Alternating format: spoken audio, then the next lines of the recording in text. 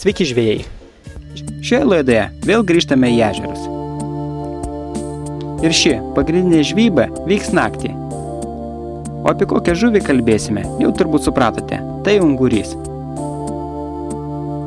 Šią žuvį gaubia mistika ne vien dėl to, kad jinai dažniausiai kimba naktį, bet nepanaši į kitas mums dažnai sugaunama žuvis, o labiau primena gyvatę.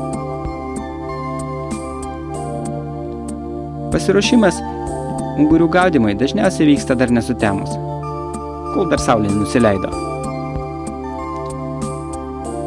Šią žuvį gaudysime tiek su lengvo tipo dugninėmis, tiek su sunkiosiamis.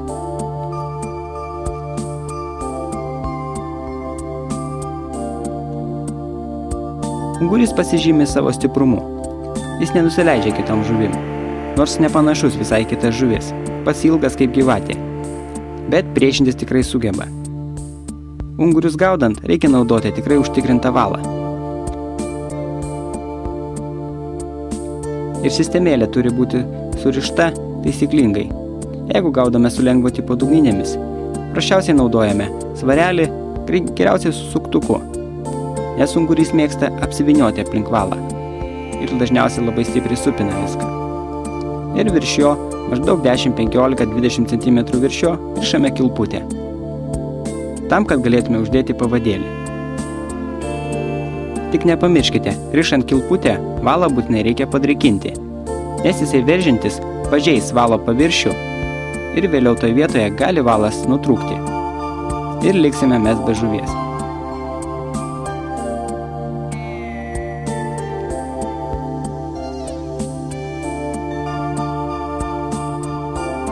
Pavadėlį galime naudoti maždaug 0,5 metro ilgio. Ir jos storis gali svyruoti nuo 0,2 iki 0,3 mm storumo. Ungurys nesibaido storesnio valo. Valą dažniausiai suveriu su 2 kilputėm ir jį sumaunu. Per kilputes valą stipriau atlaiko ir nebijo smūgių. Galima dėti toje vietoje ir suktuką.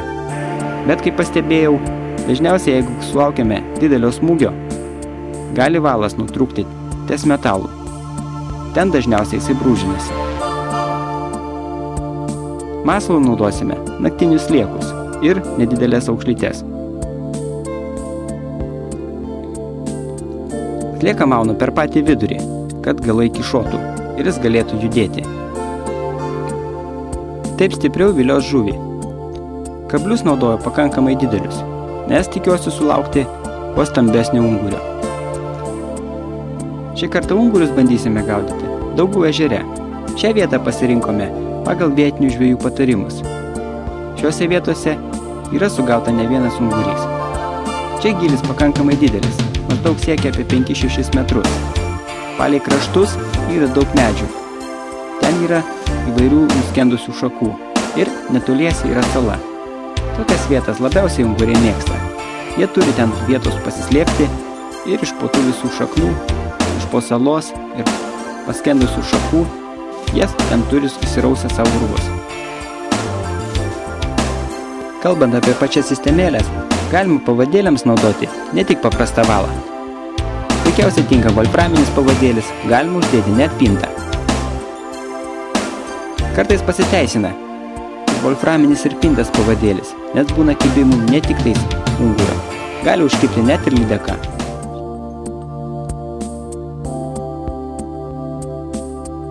Taip pat unguriam masalui tinka aušlės. Dar esu iš žvejų girdėjęs, kad labiausiai unguriai mėgsta nedidelės raudeles. Sako, dėl jų jie tiesiog eina iš proto.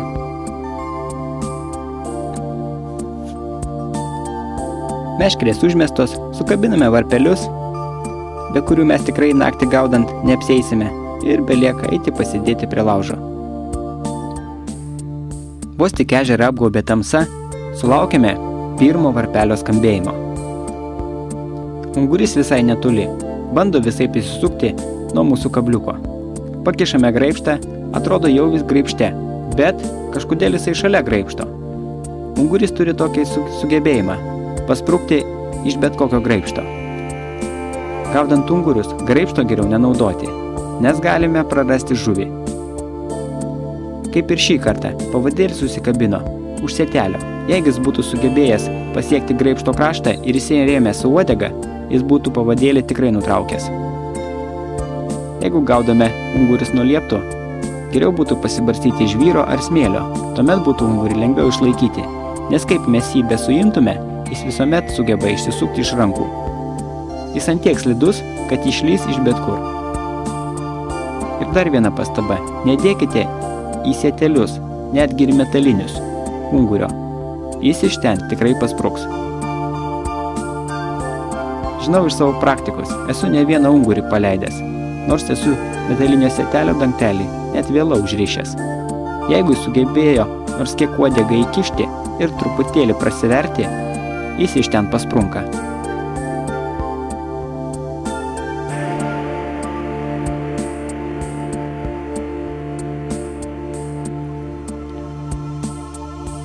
Raitosi kaip gyvatė. Kaip be paimtume, vis tiek iš rankų pasprunka. Išlenda atbulon. O pavadėlį prarijęs. Kabliuko net nesimato. Be operacijos neapsieisime. Štai ir kolegom kibimas. Varpelis taip skambėjo, kad visas krantas aidėjo, nors ungurys visai nedidelis. Kolegos net suabejojo.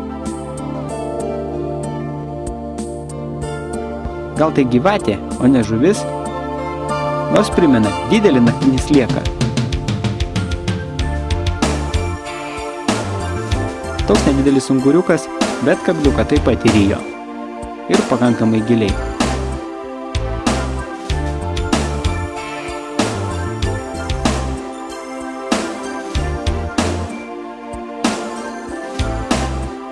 Ungurio kaip žuvies vertė pagrindė yra rūkytas. Galima virti ir žuvienę, bet kepimui ungurys netinka. Štai, dar vienas kepimas, dar vienas varpelis skambėjo. Ir ungurys jau visai šalia. Visai šalia liepto. Belieka iškelti ir neštis į krantą. Kuo toliau nuo vandens. Nes nematai tamsoj, kiek jis ten tą kabliuką įryja. Būna, kad ir ungurys giliai neįryja. Bet šis taip pat buvo labai alkanas.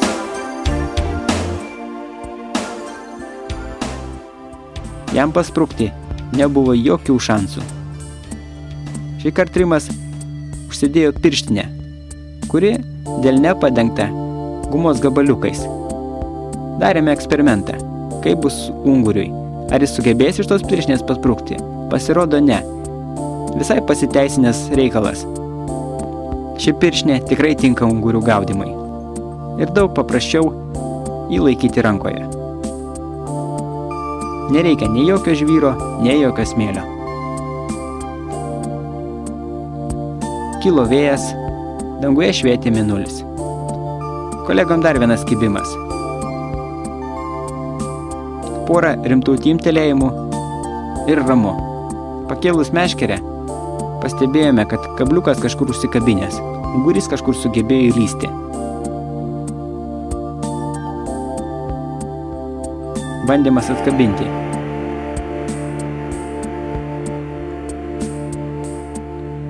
Nežinome, ką daryti, ar traukti per jėgą, ar bandyti palaukti. Vėliau kabliuką pavyko atkabinti, bet žuvies nebebuvo. Ungurys sugebėjo pasprukti.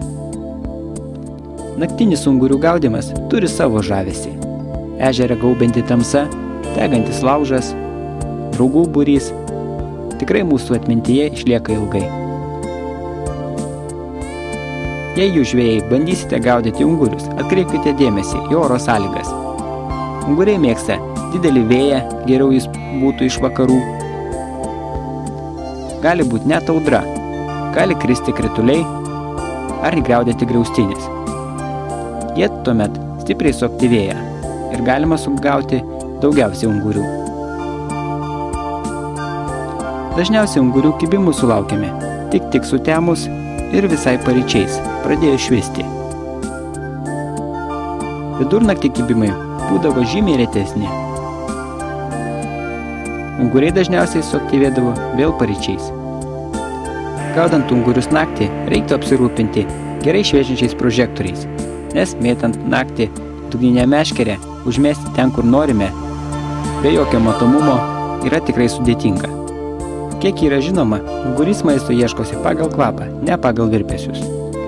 Tuomet vertėtų, atvykus keliom dienoms prie ežero, juos pabandyti pajaukinti.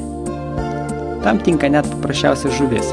Prisigaudžius smulkios žuvies, ją galima smulkiai supjaustyti arba netgi sutrinti ir sumaišyti ar su kokiu kitu jauku, o netgi galima maišti su žvyru ir jaukinti toj vietoj, kur ruošitės gaudyti ungurius.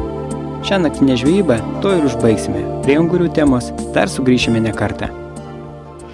Šiam kartui tiek. Tegul kimba, bet nepabėga. Iki greito pasimatymo.